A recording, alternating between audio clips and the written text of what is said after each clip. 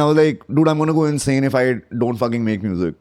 So yeah, that's why I started Corridors, to like not go insane. Initially, I thought like, hey, electronic music will have more money than metal. Like, what the everything has more money than metal. Grief is the word, man.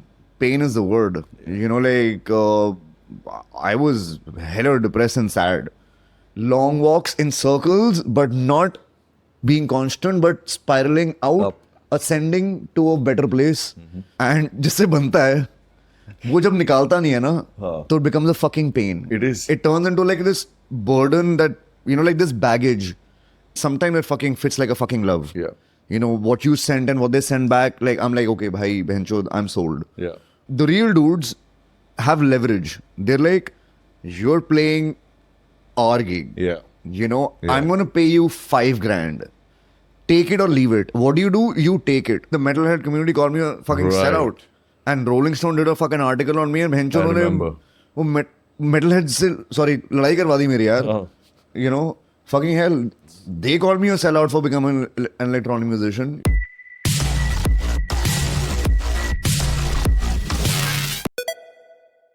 Hey everyone, and welcome to another episode of TrakTalk with Sodhi, where we dive into the heartbeats of the Indian music scene.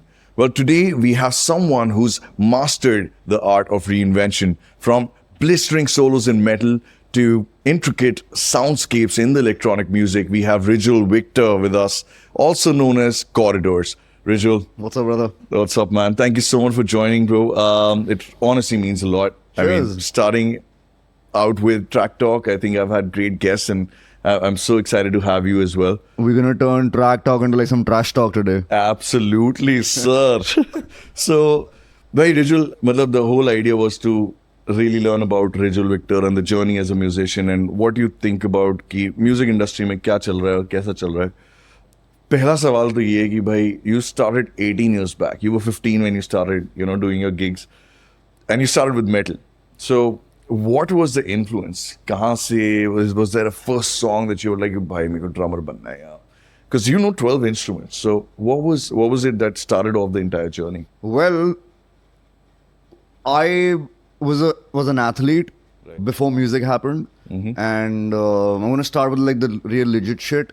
But then what happened was I was diagnosed with like 2 cysts in my brain, Right. and I was told by the doctors that he can't be a sports person anymore, Oh, wow. and that was a big fucking setback, Yeah, right? 100%. So I couldn't play sports, so I used to like be in my school canteen, and then I would like hear like the fucking school band play. And one day I went inside and I sat, and this was FTN, fuck the name. Oh, right, Yeah. right. So they used to like jam, and I was like, dude, this shit is cool. But somehow like my eyes went to the drums because it was the fucking loudest instrument, Yeah, you know. yeah. And the guy that was playing, his name was Daniel Rajan. Shout out to you, man. Like, so it just spoke to me, and then I went home and I started like learn. But eventually, that's how the journey started, and I started to get really obsessed with it, and it just somehow that obsession never stopped. You know, it started there with that instrument being the loudest motherfucking thing in the fucking room. You know, whether guitars would be like, you know, dheere baja. So that was my like invitation to that. Right. I mean, so you joined Colossal Figures. Was your first band that you joined, or did you have other experiences with other bands? I played with this band called Off Scale. I was in school. These guys were like, the vocalist was like a senior, and I was just about to join the school band.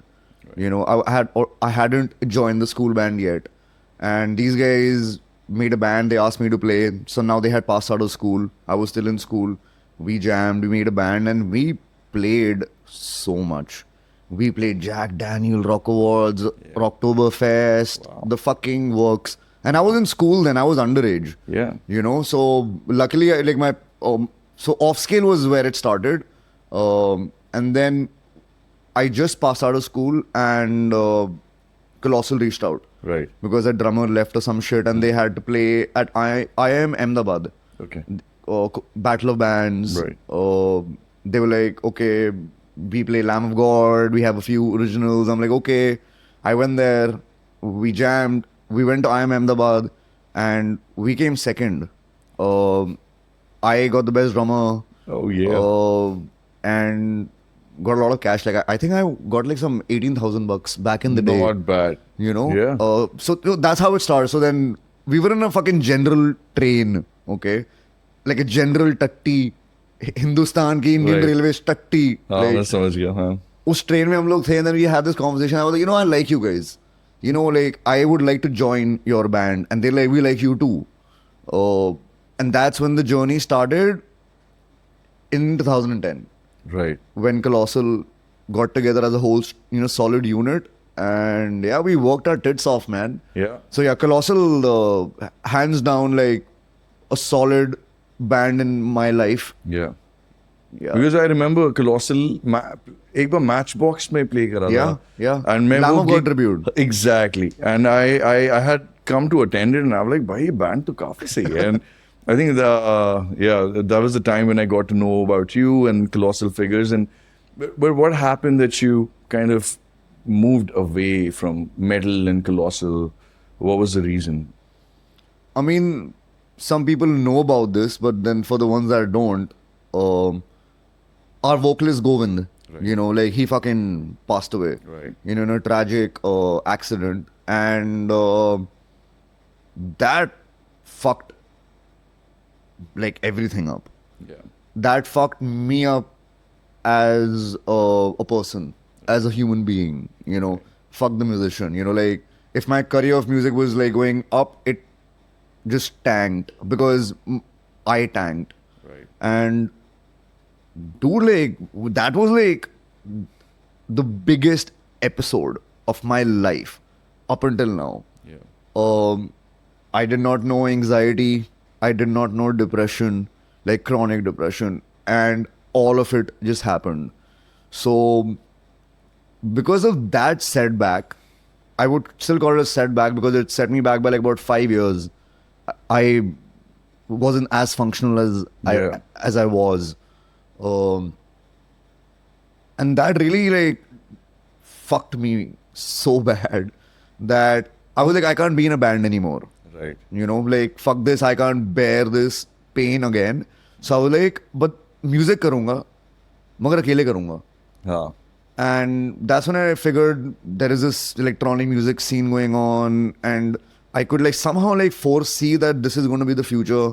It's anyway like ahead of its time. Yeah. So, and I had like some inspirations, like in the scene that were metalheads, and they had taken up this alter ego of sorts. Right. So that's when I was like, okay, this is interesting.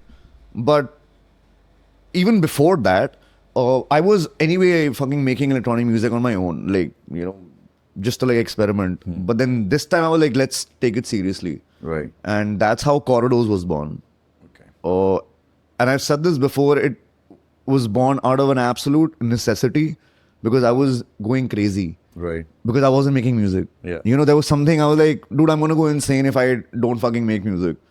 So yeah, that's why I started Corridors, to like not go insane. भाई personally I can relate to it. मतलब मेरे साथ बहुत ही अलग level पे हुआ है. I mean, of course, I haven't had such a good close friend and a bandmate loss. Of course, that's a big deal.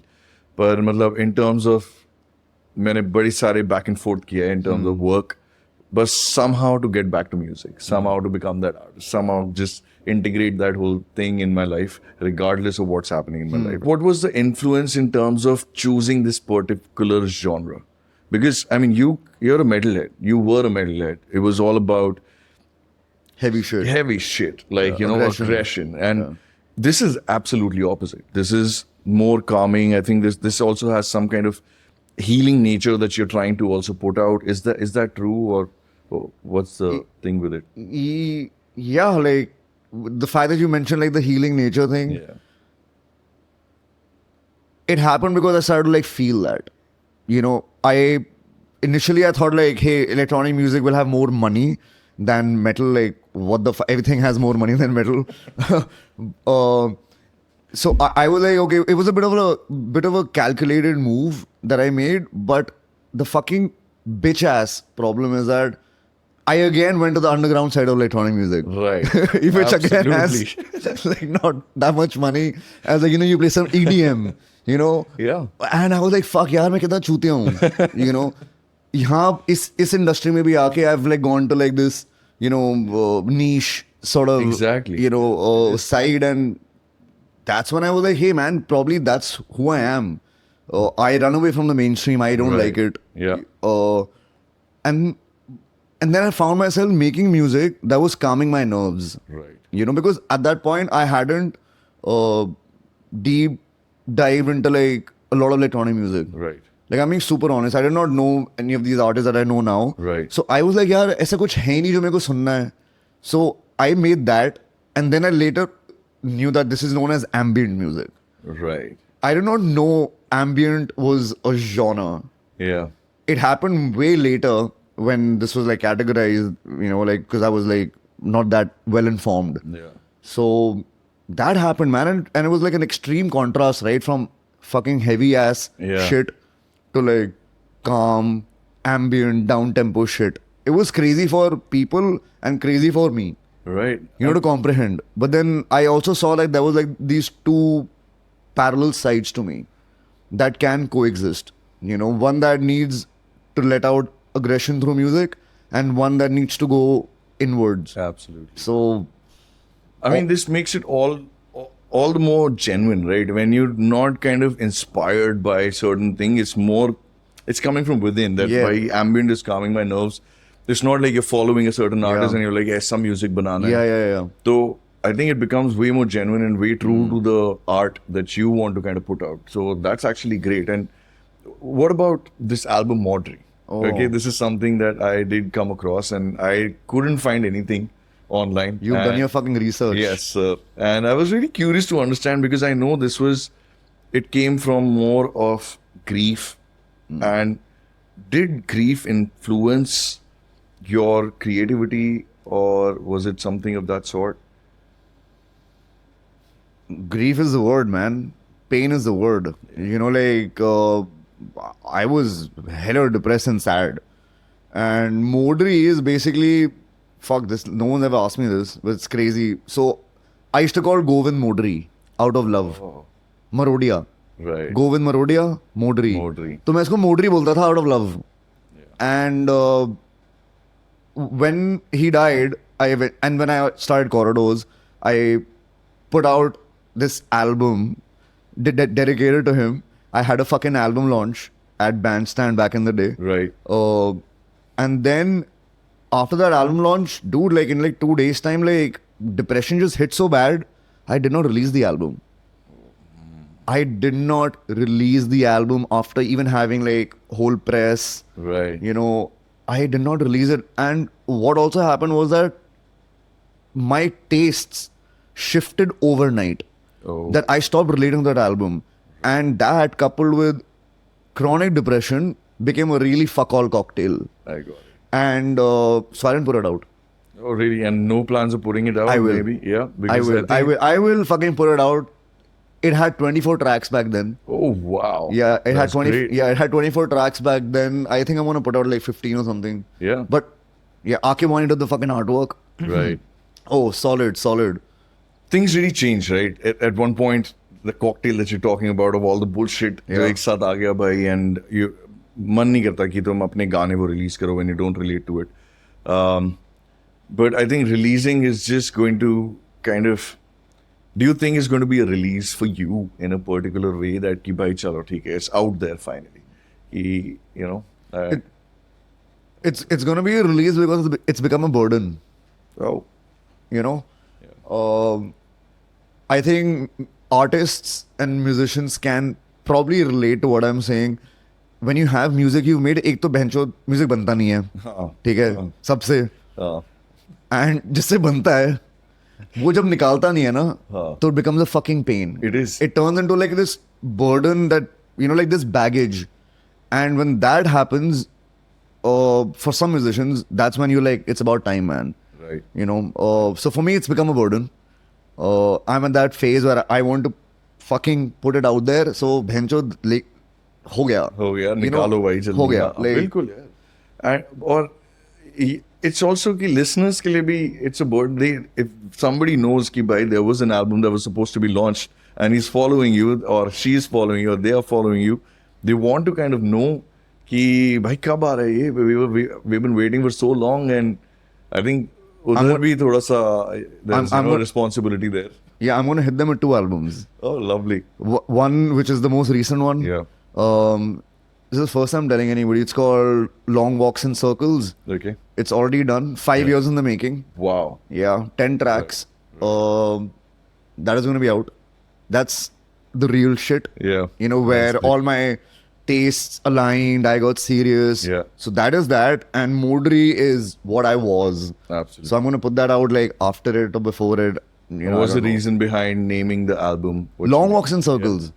So basically, I had an EP, okay, Yeah. that I was going to put out in 2019. And then 2020, lockdown happened. Right. So now you're at home, you have all the fucking time. And मैं बैठा हुआ हूँ, I'm like, यार मेरे पास एक EP तो है 4 गानों की, इसको अब एल्बम बना देते हैं. ठीक है. And then lockdown इतना बढ़ गया. और जो डिप्रेशन मेरा चला गया था, वो फिर भैंचोद वापस आ गया.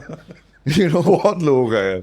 you know, like I was at the peak as Corridors, like I was growing. I had just played Magnetic Fields, I had played NH7 Weekender, I had played Control Alt Delete. So far. Yeah, all of it. I did a whole leg in Goa, like great shows, not like वो 5,000 रुपए वाले gigs, like you know, like solid fucking money. You know, I had that whole thing, and I was supposed to go on a Southeast Asia fucking tour. Oh, wow. Yeah, like I was supposed to play shows in China. I had a show in Wuhan. Right. You know, this was sponsored by a big fucking mobile company. I can't take the name, obviously. Right. And then it started with an epidemic. Yeah. That there's an epidemic in fucking China. Absolutely. So we're like, okay, मेरे China के show cancel हो गए. ठीक है. Then they're like, we'll do like, you know, Vietnam and all that shit. Yeah. फिर it started to spread. Of course. And then वहाँ पे epidemic था अभी pandemic announce नहीं किया था. And we're like, चल ठीक है, अब इंडिया टूर कर लेते हैं.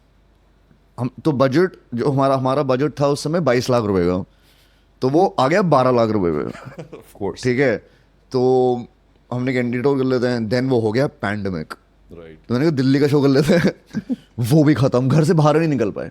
Right. तो from me again growing edge corridors, वो फिर it fucking tanked. Life.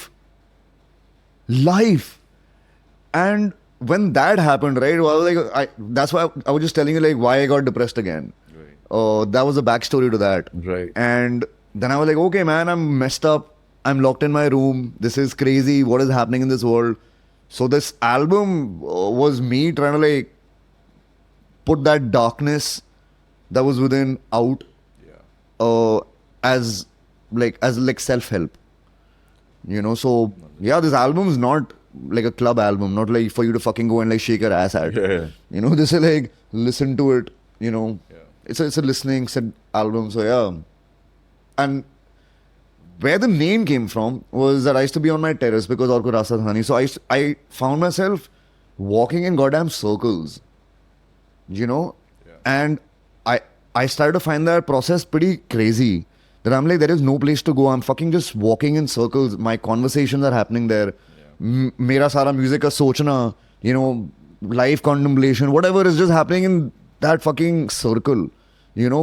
And I felt like, you know, imagine this, you know, you draw on a piece of paper and तुम गोल गोल घूमे जा रहे हो, तो लगता है बंदा पागल ही हो गया है. You know, तो मेरे को ऐसा फील होने लगा था.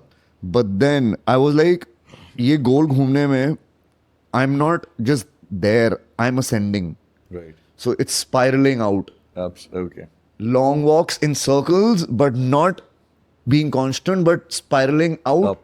ascending to a better place. So that's where I was like, okay, fuck, this depressing concept is now positive because I was depressed then. Yeah. So that same concept that was super depressing became positive. I viewed that same thing in a positive light. I intellectualized it, philosophized upon that shit, but I stuck with it. You know, I so love that's the thought. Yeah, I love the thought behind it.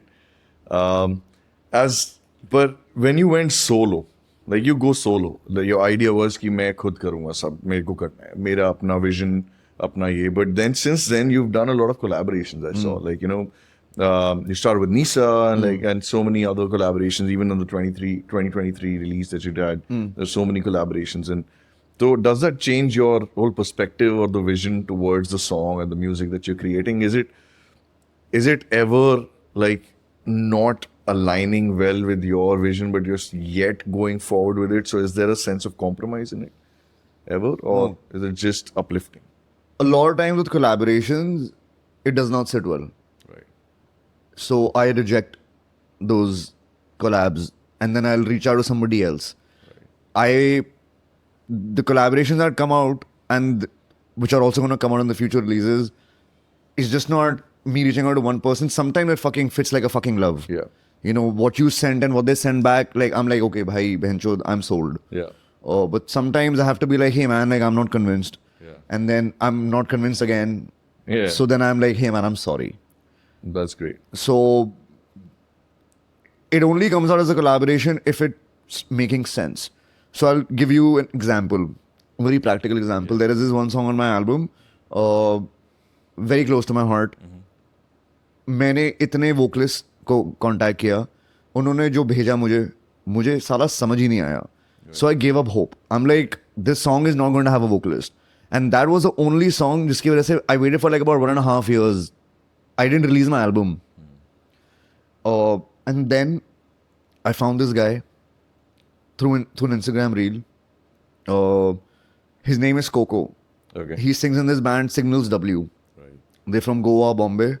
And I knew him from before, but I didn't know that this motherfucker sang. Yeah. So I reached out to him. And dude, what he sent me was beyond phenomenal. So, you know, like it took me 1.5 years for finding one person that did justice to it. So that's why, like, you know, it takes time. Right. You know, why people want give hencho like factory खोल के रख दो music की, you know, कि हर साल like हो जाए. नहीं, मेरा नहीं है वो. Like, I take time, maybe I take more time than it's required. I don't know any other way. So even with collaborations, it takes time. And I don't cut corners. Right. You know, I don't cut corners. Hence the time-taking process also, right? So Yeah. that makes sense here. I mean, if you have your own vision and you want to achieve that vision, now उसमें अब कितना time लगता है, that is a lesser concern. I mean, अगर सिर्फ audience को और listeners के लिए तुम push out कर रहे हो music which you're like, अच्छा ठीक है, ये लो गाना बनाया था मैंने. I mean, like, You need to have some. I am allergic to like mediocre shit. Right. Like, I'm Right. for my own self. I don't think that I would like to put out something mediocre. Yeah. For me, it's quality over quantity. And the world we fucking live in, you know, we all fucking know this. कि भैंचो like टट्टी गाने बना के लोग डाल देते हैं. Like, you know, कुछ लोग तो बिल्कुल मेहनत ही नहीं करते. You know, so I am okay to lose in this rat race. Yeah. Till I'm okay with putting stuff at my own pace. You know, if you can control your pace and be solid with it, I think you won in life. Right. Otherwise, you're always losing in this motherfucking rat race. Yeah, definitely. I mean, ये सपना होता है. सब हर artist का यही होगा belief कि भाई मेरे को जो निकालना है वो निकले. And but there's so much pressure industry का. एक तो तुम metal में थे पहले, which was one niche which you mentioned. Then you went into a straight away underground scene, which is not for the masses. I attended one of your gigs. It was my favorite set that Really? time. Well, This was the Ox 88 and Mount Kimby gig that happened. Dude, that open air gig. Yeah. So Full on. I loved that set. I shit. absolutely loved that set. And then I liked Mount Kimby. So Yeah, for yeah, me, yeah. I connected way more with your music than any other techno artist sick. that was happening. Cheers. So that's my personal this thing. मैं तो बहुत खुश था भाई उस दिन because I was working with Skillbox at that point and I was one of the organizing, you know, kind of committee or the group. तो financially तो बहुत challenge होता होगा यार.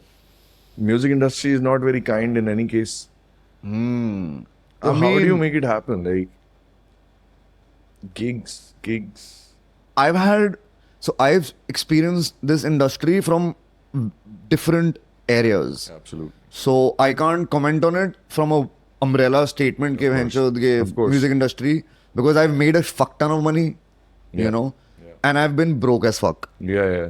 So I've seen the extreme ends of it. Of the You know, spectrum. like so when I was making a fuck ton of money, I was hustling a lot. So I was playing with this whole DJ, drummer, commercial stuff. You know, like I'm making like 1-2 lakh se upar. Nice. And this is like 10 saal pehle. You know, I'm like a 23, 24 Yeah. year old dude, you know. And so I made that money. You know, didn't save shit, wo to baat alag hi hai. But I've also been like hella broke. You know, like with Corridors, my first gig, I got 2500 rupees. That was a listening room fucking gig, you know. Like, thank you, Rana. That was my fucking debut gig, but yeah, I got 2500 rupees, yaar. I know. I've been, yeah. People have aspirations. मैंने कहा electronic music बना के मैं भैंचो बहुत अमीर हो जाऊंगा. 2500 रुपए मिले थे मेरे को. You know. Yeah. And then, but I've also gotten paid in lakhs for Corridors. It's weird as fuck. There is no logic to this. Right. You know, you can make money, you can not make money. So I've seen it all. By the way, this is pure stats. I've done the math. The amount of money that I made, I'm not going to drop the numbers, as Right. Corridors in Yeah. a month, I wouldn't have made in 10 years with Colossal. Oh, wow. That's how big the difference was, you know. So That's not bad. Yeah. so that makes metal look real poor. Yeah. It is. It is absolutely. It is poor. Like, in terms of and I'm money not exaggerating this Yeah. shit. Like, I did the math. Like, I was like, fuck. Like, I've never made this money with Colossal. Yeah. Because it's 5 dudes, a fucking sound engineer, a fucking, you know, light engineer, you know, it all, you might get a chunk of cash, but it gets split into like these small fucking bits. So you go home with like pocket change. Yeah. And that pocket change is spent on your rehearsals. और yeah. And जो पैसे बचे हैं वो उससे तुम beer और सुट्टे पी लोगे. सही बात है. You know, तो बहन जो like पता नहीं बहुत ही मुश्किल है यार बैंड्स और इन सब के लिए. I mean unless you come from privilege background बड़ा आई फील बहुत मुश्किल है इंडस्ट्री में to set a foot.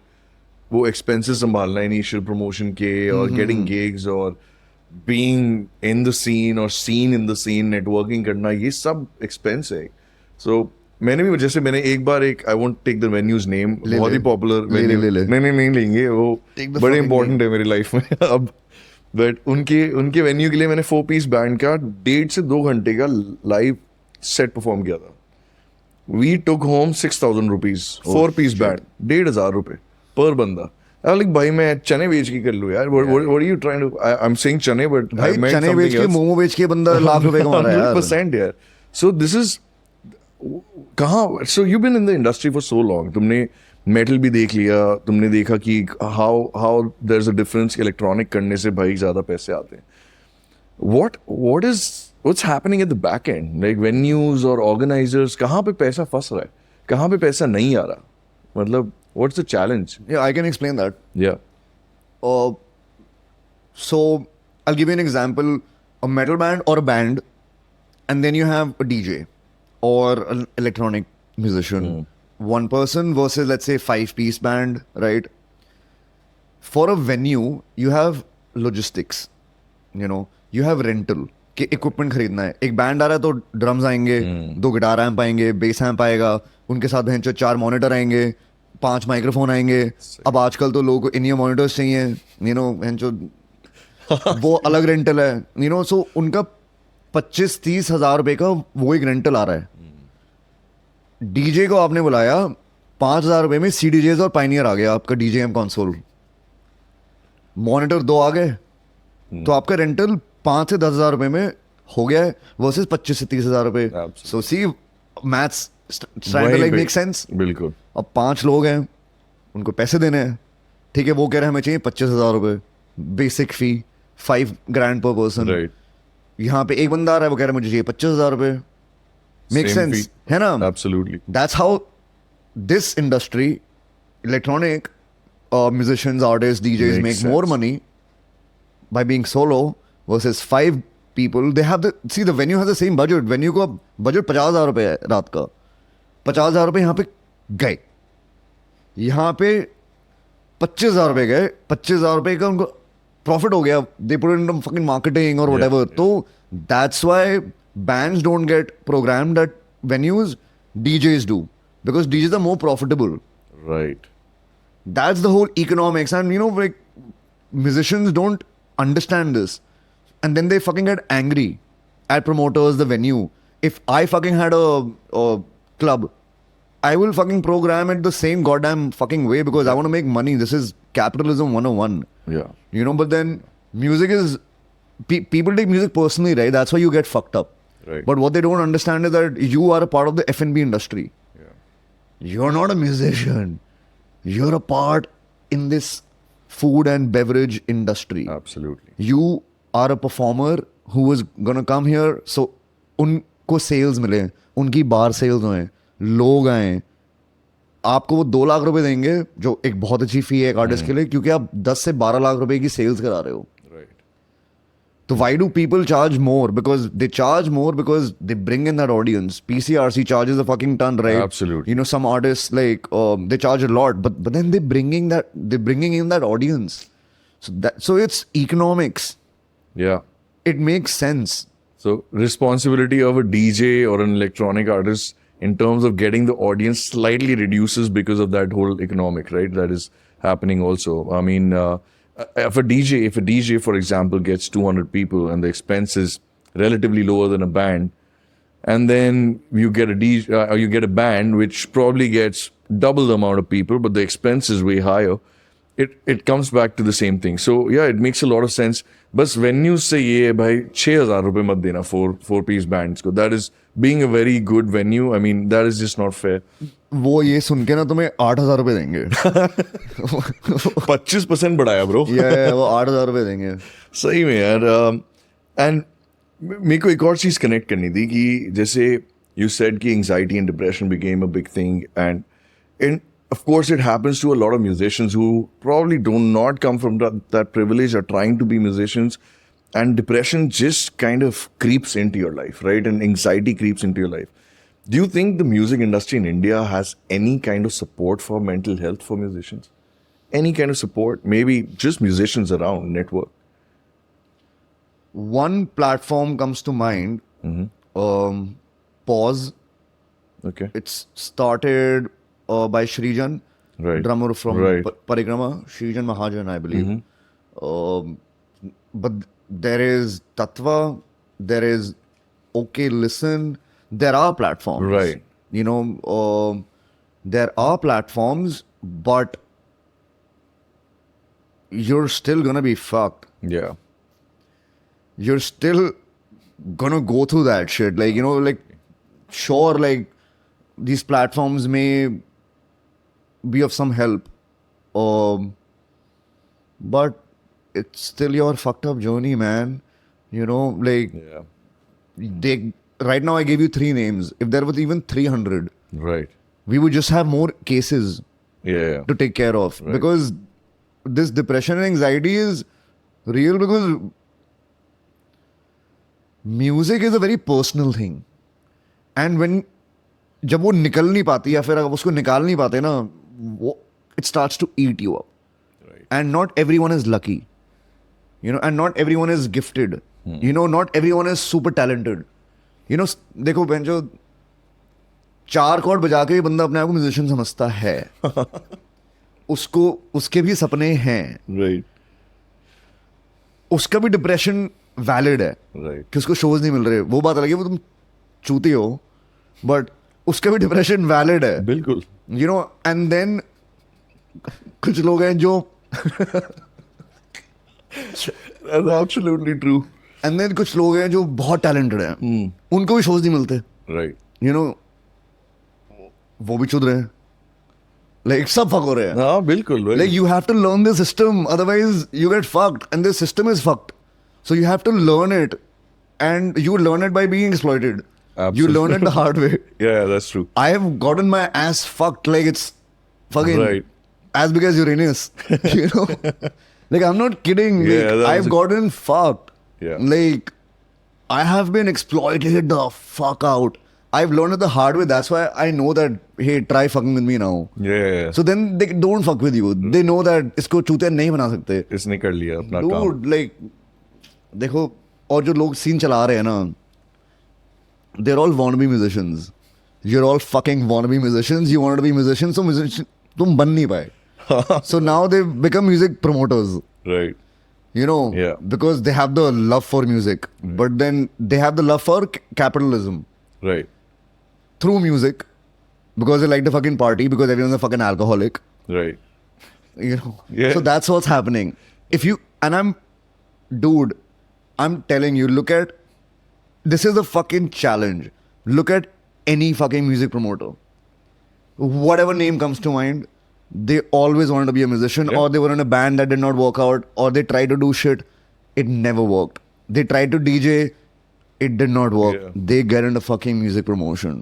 Right. All promoters are failed wannabe musicians. Suck it up. I said it. You're getting triggered. I don't give a fuck. Yeah. No, I do think I you know agree? a couple. I do agree with this. The I names know coming? if I really think about it. Yes, you're absolutely right. All of them know how to play or do something in the whole music scenario, and yeah, that's right. Very rare occasion you will have a success. If you're a successful musician, you don't have time for this shit. Of course, you're working on your craft. Yeah, like, you don't have that's- time for this yeah. shit. So, or you're mildly successful, so you start an agency, and then this is by the way, this is a scam. This is a Ponzi scheme in the music industry. I'm a promoter, but I also DJ. You're a promoter, you DJ, you will give me a show at your fucking venue. Yeah. I will give you a show at my venue. Right. And you will jerk me off, I will jerk you off, and this circle jerk is there in this industry. People fucking don't talk about it. Yeah. You look at all these promoters Right. and you see what their programming is. They're all playing at each other's venues. Right. You पर know? मेरे दिमाग में अभी कौन सी image I? Have you seen that Spider-Man? Yeah. That thing? Yeah. It's just यहाँ पे jerking off. Spider-Man Yeah, ये चल exactly. रहा है अभी. I get it. That's why these terms exist. You know, it is a circle jerk. It and is. if we had this conversation a couple of years back when I was ridiculously active, I would be uncomfortable to like say this out loud because I'd be like, मेरे को gig नहीं देंगे ये लोग. Yeah. It's a fact. They get offended if you poke them. Offense लेके क्या ही हो जाएगा? सच्चाई नहीं बदलती. Offense लेके What's real? What is offense real? लेके आपको show नहीं मिलेंगे. वही, हाँ, वही है. But yeah, that's so true, man. Like, That's why people don't I mean, speak out. मैंने ये खुद किया था. So मैं जब बॉम्बे गया था, मैंने एक agency, like just we started with an agency to start, you know, kind of hosting shows. It was called I Audio know. Freaks Project. I know. With Summer, then Apoor. You guys Yeah, got me down to play at Rasta. Absolutely. Yeah, that That was. was my first DJ set, by the way. Oh, really? That was my first DJ man, set. Bombay's, yeah, season circle right yeah, above yeah. on the terrace. Yeah. Yeah. तो उस time पे मेरे को पता था मेरे को musician बनना था. मैंने कहा मैं कवर आर्टिस्ट बनूंगा, थोड़े कवर्स कर लूंगा और सबको एड शीरन सुनना है. तो मैंने कहा "Hey, कौन पैसे देगा मेरे को जो मेरे को करना है, पर्ल जैम और ये सब कोई नहीं दे रहा मेरे को पैसे. So I would organise a gig और मैं जो मेन आर्टिस्ट आ रहा होगा like whoever's you know kind of क्या कहते हैं यार उसे हेडलाइनिंग दी एक्ट, Oh. तो मैं उनसे पहले परफॉर्म कर लूंगा. Opening Like, act. I would put Supporting. I would become a supporting act for, like, we had a great artist come from Thailand who made his guitar with a bamboo this thing. Wow. Everything he had a didgeridoo on his guitar. It was a great. That wow. performer was great. So who is Sodhi? Who's Sodhi music? मैं organize कर रहा हूँ भाई, मैं जा रहा हूँ उस पे. So I can see where this could become a habit for so many people who are really doing it on a daily basis or that's their career.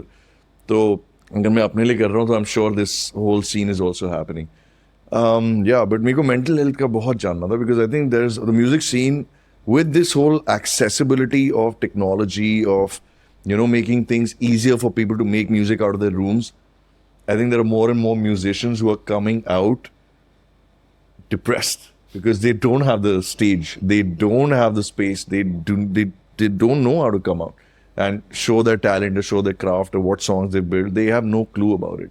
So before understanding anything, they straight away get to music. I think business aspect बहुत ज़रूरी है. India में तो absolutely ज़रूरी है, but in any case internationally बड़ा ज़रूरी है. So you also, I guess, figured out your aspect as to what kind of events you want to attend, what kind of promoters you want to be or like event organizers you want to be a part of, or what venues.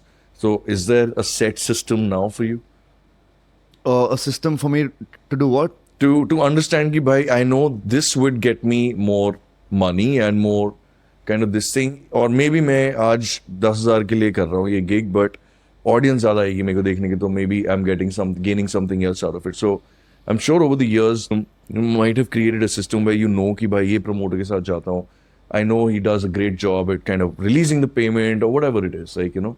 So have you made those systems for your own self for you to succeed as a musician? Because आसान तो नहीं है. That's a pretty fucking heavy question. It is very heavy. It is. You know, it it's is. a heavy question. I 100% had systems when I was. Right now, I'm not actively performing because Right. I'm waiting for the album to come out. Right. But when I was actively performing, yes, I had systems in place where, see, you would want to play with promoters that are known, obviously. Yeah. You know, that have a reputation. Right. And their reputation precedes them with the kind of like artists that they have hosted prior to you. So you know that they're like legit. And then you have like this tier 2, tier 3 promoters which are either coming up, वो भी चालू कर रहे हैं, तो they will book artists जो उनको लग रहा है cool है, you know, but आपको उनमें एक vision दिख रहा है उनका, you know, Right. and they actually end up paying you more, by the way. Yeah. Yeah.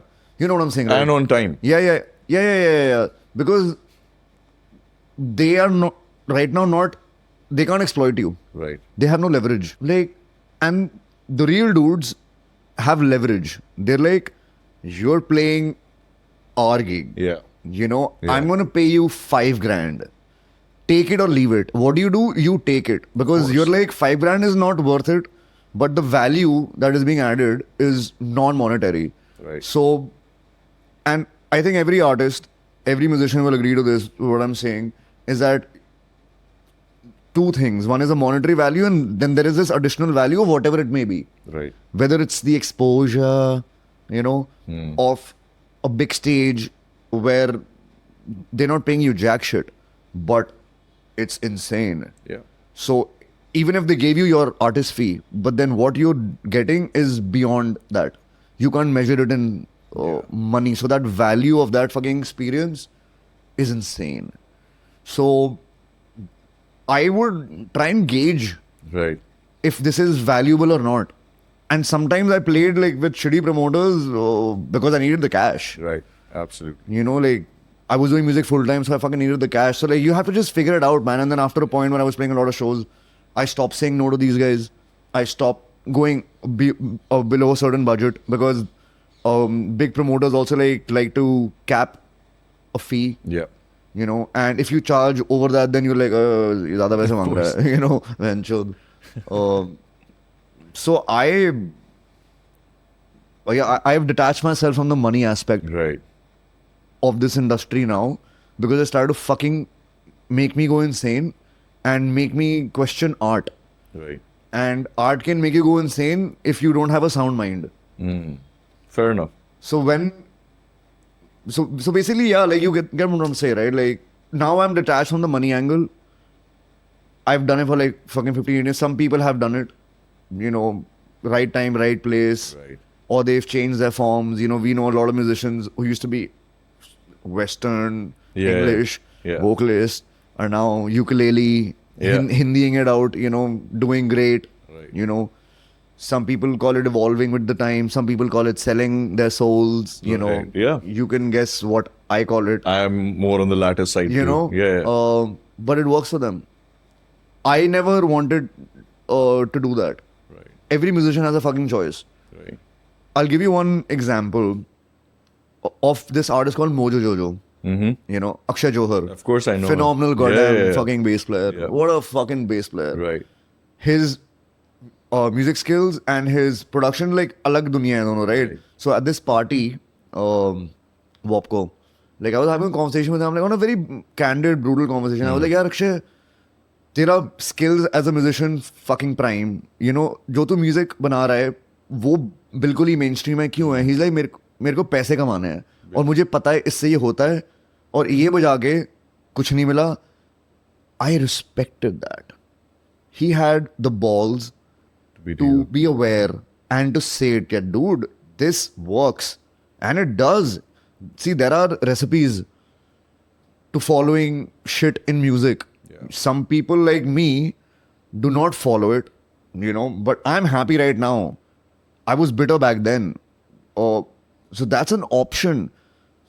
For me, the idea is that I need to see myself in the fucking mirror every morning. Yeah. Yeah. This is very subjective also, no? Because It is. for each, like, to each his own kind of a thing, the way where sometimes your ego doesn't allow it. That कि भाई मैं नहीं बनना चाहता था ये, मेरे को नहीं sell out करना. I don't want to do this. So it affects your music as a career. 100%. Right? As a musician, like it's going to affect it. So I think some people understand कि भाई देखो अगर मैं ये करना चाहता हूँ और ये नहीं बिकेगा तो शायद मेरे को ये करना पड़ेगा for this to survive. For this part of me to, so that I can still keep making what I want to make without the worry of getting any money in. So some people start businesses, some people go commercial with music. So I think there are so many permutation and combinations for this, and it is definitely very interesting to see how different people take different paths in it. Like you chose not to be, not to go commercial. I mean, not about just being a sellout. It could be a very People smart. call me a sellout. I don't think so. They did. Oh wow. They fucking did. The Metalhead community called me a fucking Right. sellout. And Rolling Stone did a fucking article on me and I remember. वो Metalhead से sorry लड़ाई करवा दी मेरी यार. Oh. Fucking hell. They called me a sellout for becoming an electronic musician. You got a lot of heat for that. Fuck yeah. And now those guys are inspired. Now they're doing it. Now they get it. You have to take the blows for the generation. Some people have done it before me. Absolutely. Oh man, like it's insane. Right. This place is insane, and we need to understand this. Right. That we are driven by capitalism. Okay? I am a capitalist. Right. Okay? So I get it. And art and capitalism, you know what I'm saying? Of course, it doesn't go. When it really- goes like this, then it becomes this economic system, Yeah. right? That's why it becomes a product that you're selling. What labels do, what Yeah. the industries do. People want that. Some people thrive for that. I don't. A lot of musicians don't. And I think like after a certain point you can reach a place of being content. Yeah. You're good. Before being content, you're bitter as fuck. I'm sure. Everyone's gone through that phase. Some people are still bitter. And that destroys you, man. Yeah. There are so many names I can take, but then they're bitter as fuck. I had become bitter for so long, man. But then I was like, yo, dude, like this is eating me from the inside. Yeah. I need to let go of this fucking misery. I need a different perspective. So then I started to like respect art more. It's intangible. Music is intangible. We've put a fucking price tag on that shit. Absolutely. Musicians have become whores. Like you got a price tag on the shit. Oh my goodness. Like it's such a pure form of expression, and we capitalize the living shit out of it. Like you fart, and if tomorrow they can like bottle it up. Yeah. Actually they already have that It's fart. happening. monster. It's happening. It's Yeah, they happening already with have these that shit. OF girls and everything. It is. Dude, it is. That's why musicians are sad. Yeah. Because if we had to make music, we'd be happy. Yeah. But we're sad because now you fucking got to sell it. And if you don't sell it, then you're not a musician. Or you're not a musician enough. Right. That's why people get depressed. And not everybody has that, mental capacity to take that pressure. And people succumb to it. We know so many people that have taken their lives. I know. नहीं हो पाता कुछ लोगों से यार. और यही है लाइक थोड़ी पढ़ाई लिखाई कर लो, समझ लो कि ये मजाक नहीं है. Yeah. गिटार बजा के हिला के कुछ नहीं होएगा. Business here, at the end, if it's a career, it's got to have economic Yes. factors, it's got to have smart decisions. ये तो मैं भी मानता हूँ 100%. मैंने अपने टाइम पे नहीं करे, बट मेरे को अब रियलाइज होता है कि मैं क्या कर सकता था शायद that would have worked. But ठीक है, everything happens for a reason.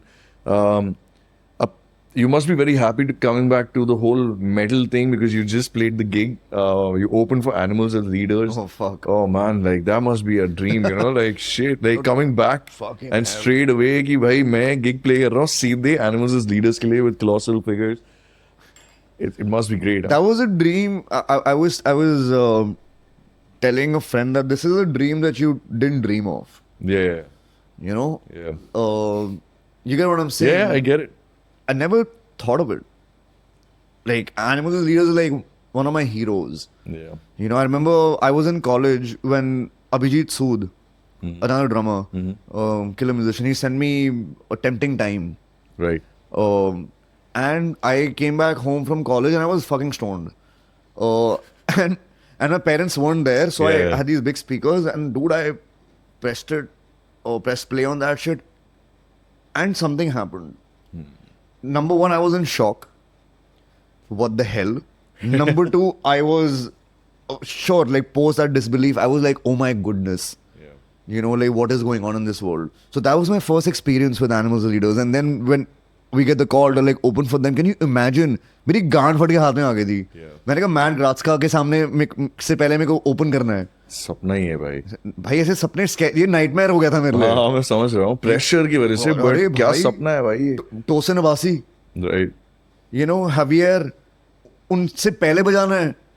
You know, like I told Karan, like, give me some time. Yeah. You know, I took a couple of seconds, but I said yes. Of course. Okay. I'm like, fuck yeah, I'm not ever gonna say no to this.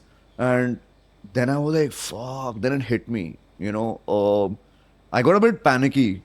I'm sure. You know, Yep. huge.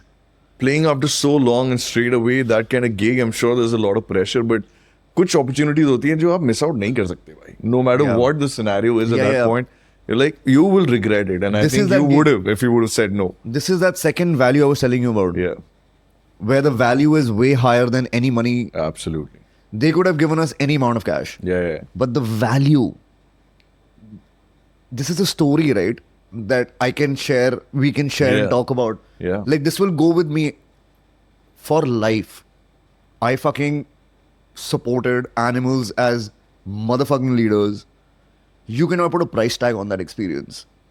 That is मतलब पैसे नहीं भी देते तो भी पैसे नहीं बनता भी है देते। भाई. तो भी मतलब any musician So, should be. अब वो ये ना, Right. Exactly. लेवरेज करके वो लोग Absolutely. आपको बोलते बजाओ Animals leaders के बजाते ना. But आप- value मिल रहा है ना. Value as that band who played before Animals as leader. Yeah. People are there already. So much Dude, exposure, of that- course. This is why the system is fucked. Yeah. It's amazing. I feel great. But I have accepted the system. I know the ways, so I'm happy. You know? Yeah. But great experience, man. It was a 100%. I get like a few nerves shows se pehle. Yeah. This time I was fucked. Right. Like, so I have like some routines before like playing. I don't talk to people that much. Yeah. Even though I'm like a fucking talkative Right. motherfucker. Like, I don't talk to people. Yeah. Like, even my friends, like, they know that Rijul is in his zone. I will be fucking stretching because it's a fucking workout Right. to fucking play It metal is. drums. Yeah. And this time, I was reaching a point of panic. Legit. I fucking had this thought that let me fake a panic attack and bounce. You tell my bandmates I'm not feeling good. Oh man. मैं माँ कसम ये मेरे को thought आया जैसे ये thought आया हमने यार रिजुल चूतिए क्या हो गया है you know, and then I started like a better self-talk. Right. You know, then I started like jumping, I started working out. I'm like, bro, and then they're like, okay, Colossal, you're on in 5. Yeah. And I'm like, fuck. You know, and everyone's like, dude, Rijul, you look fucking nervous. I'm like, yes. Like, clearly. Yeah. Like, Animals. Yeah. But I'll tell you a moment of magic. I'm nervous. I sit on the motherfucking throne. I put my in-ears and calm. I'm like, I'm ready for war. Right. Yeah. Let's fucking go. Panic, anxiety, gone. Oh man. I sat and I'm like, okay, I legit felt it. I'm like, you know, let's fucking go. then you get centered. And there is no centering like sitting on that fucking stage on those, you know, like around those drums, and there were 1,300 people. Yeah. It was packed. I saw the 1,300 pictures. I people, couldn't attend. but it 1,200, was 1,300 packed. people Yeah. from what Skillbox told me. And then you're like, this is what I've been doing my entire life. You know, this is showtime. Yeah. And that's the beauty of it. And it always happens, but then is baar kuch zyada hi ho gaya tha, bhencho, like, oh fuck. I mean, you've done so many big gigs, yaar. तुमने as corridors भी तुमने magnetic बजा लिया, so far हो गया, by box out के अच्छे gigs बजा लिए, इतनी सारी चीजें कर ली. Which has been your best gig ever? Like for opening, for annuals, As corridors, as Rijul Victor, maybe performing as a metal band. that's really hard. Yeah. Yeah, that's like, I'll have, oh, fuck. Okay, individually करते हैं. As corridors, which was your best gig ever? I think, so I was lucky to play 2 sets at MAG. One was the main stage that I played, and then there was a rave stage that I played at the Peacock Club for listening room. This was at I started like my set at 3:30 in the morning. Oh, So with listening room you can I get it. go ballistic. Yeah. I didn't Especially at that time. I didn't have to like prove myself to anyone, so I went ape shit with my live set. Right. 3:30 in the morning in the middle of the desert. Yeah. wow. Everyone's wired. I am wired. I have zero fucks to give. Yeah.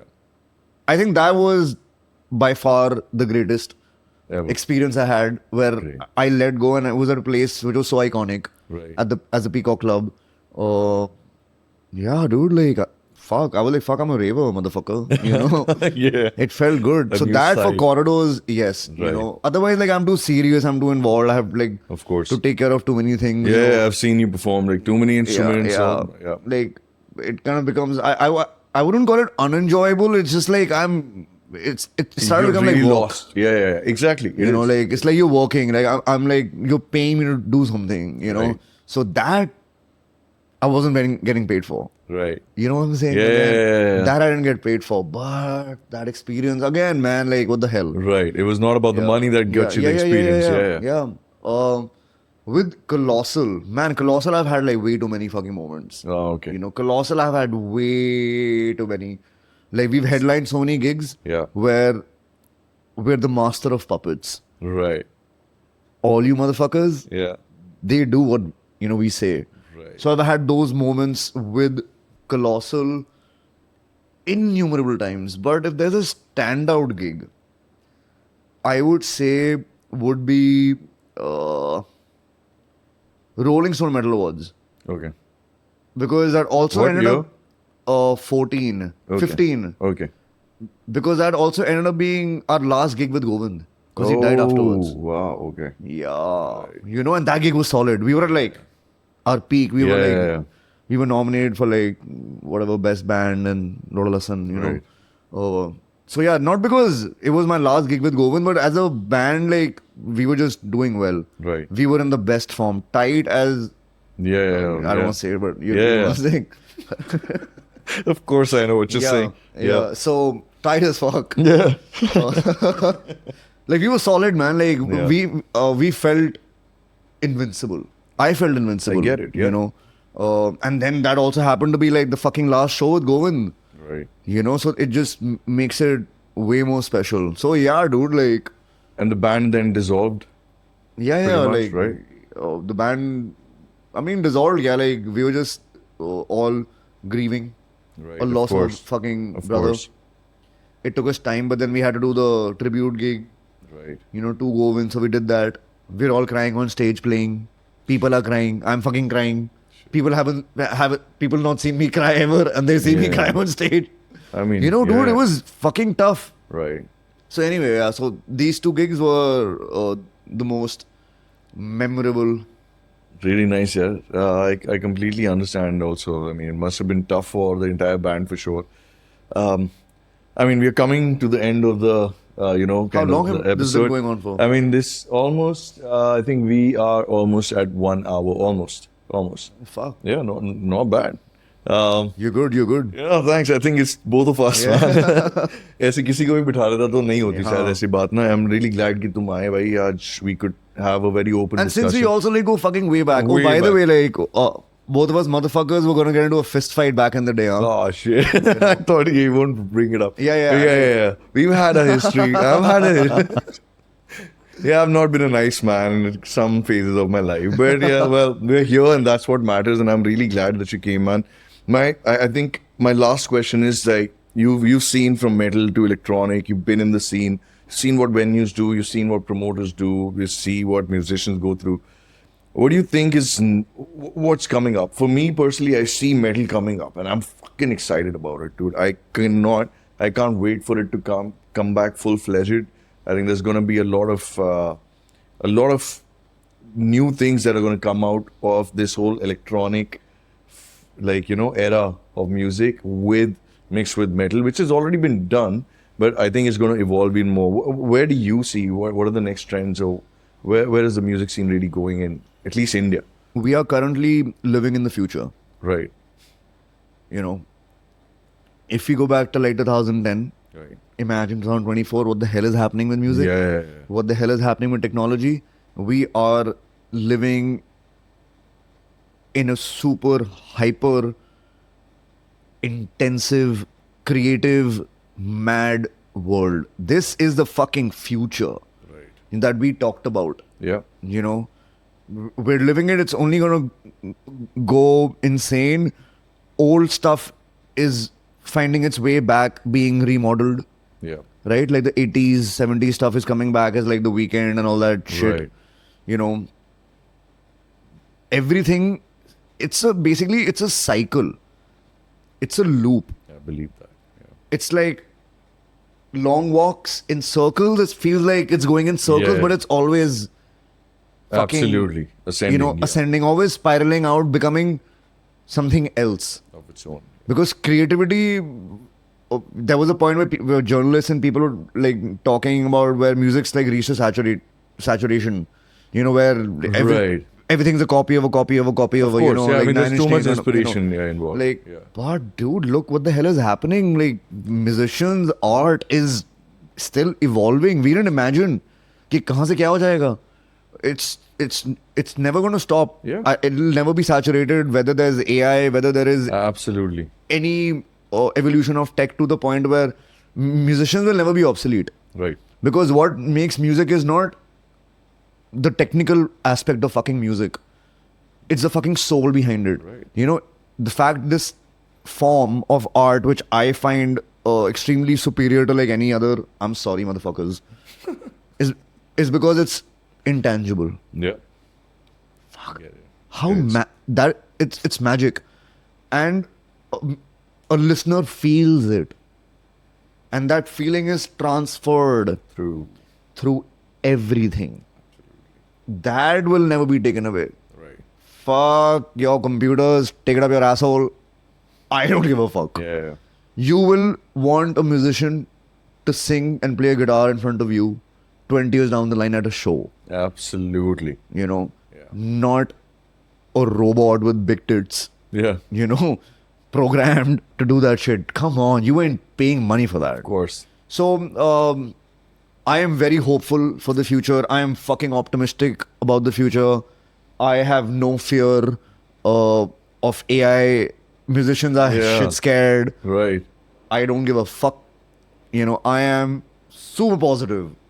You know? Yeah, that's great. I think that's a great space, and this is needed. Yeah. Rijul, I think in the music scene, we need positive, super positive, motivating people to kind of. People are insecure. Yeah, 100%. That's the problem. You like, know- but who's really insecure? Who's scared to kind of come out and be real, right? What are you insecure about? Certain thing that is a part of your reality. People are insecure because they think that it's going to take their jobs away. That's kind of And the problem is that they're insecure because they don't believe in their art enough. absolutely. That's what. If you believed in your art enough, like you're Sodhi, you're a musician, okay? You have your art, you believe in yourself. You were like, fuck, okay, man, like AI, I don't care. Yeah. But this is me, and me is only me. Nothing you can Too do. unique. You can replicate it, but it's a copy. Yeah. It's a duplicate. It's a clone. It's not the OG. Yeah. So if you don't believe in yourself, you're going to be insecure. Sure, AI will take your job. Like, Absolutely. and it should then. It becomes the easy target. yeah, You but then- become the easy target. Yeah, like if you're real and you don't view yourself as a fucking product, then make art. Right. And this is honestly been great. Honestly, yeah, I think you're absolutely right. I loved every bit of the conversation we had today. Final jate jate. So for me, like I always want whoever comes to the podcast kind of give some kind of insight or kind of a mini quick workshop on a couple of things that they feel that they can add value to the whole industry and listeners.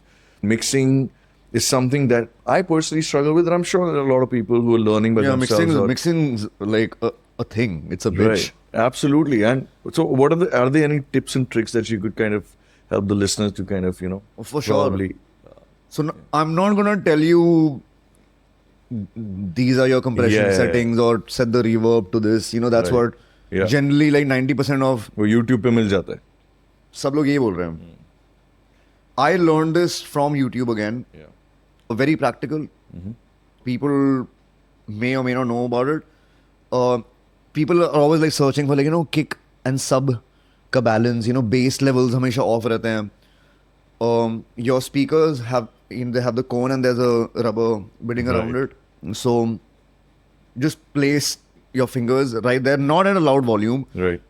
The speakers have to be at a decent level that you can talk over it. Right. Keep your fingers at just touch it and see how the air is being pushed out.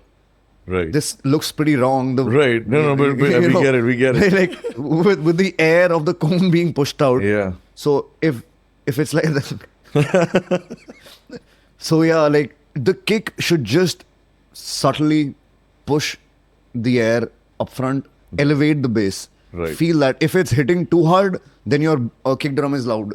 Okay. If your bass is taking up everything, then your kick drum is too low and your bass is too loud. Absolutely. So that balance has to be felt. So like whenever I'm like towards the end of a mix, I'll just touch my monitors and be like, okay, I can reduce the kick still. Okay. By touch. Now when you convert that into a big loud situation. Yeah. Oh, it's gonna fucking translate. So that's one tip. Try it out. It's fucking amazing. Yeah. I believe I learned this trick from like After Hours with Kush on YouTube. Okay. Excellent fucking guy. Right. More of a philosopher, Second is like mix. When you're mixing, obviously keep it like at a low volume that you can like talk over it, that it's not too loud, but reduce your fucking level so fucking low that you can barely hear it. Yeah. And when you can barely hear it, look for the snare. The snare should be there.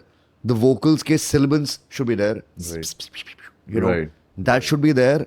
And then you can get the balance of things. Because what happens at low volumes, the energy of bass is lesser. So you're not hearing much of bass. Right. But you can just barely feel it. So then you get that balance right. Then slightly increase the level and see how the mix is sounding. Right. Is the song still sounding like a song? Yeah.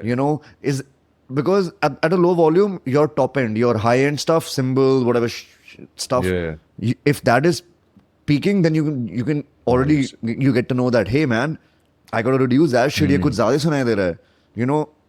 Music heard at a ridiculously low volume will tell you how your mix sounds. Right. If it sounds like a mix should, Yeah. then you're good. Because as humans, we perceive anything to be louder, better. Right. So you take a shit mix and you listen to it at a real loud volume. It will be the best mix.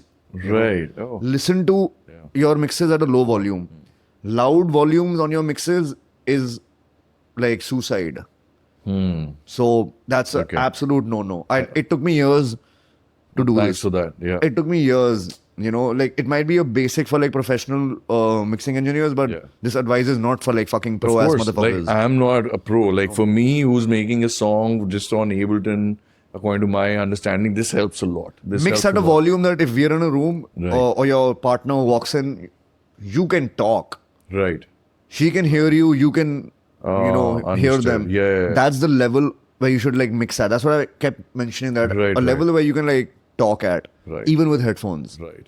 Mix at a low volume, You will thank me later.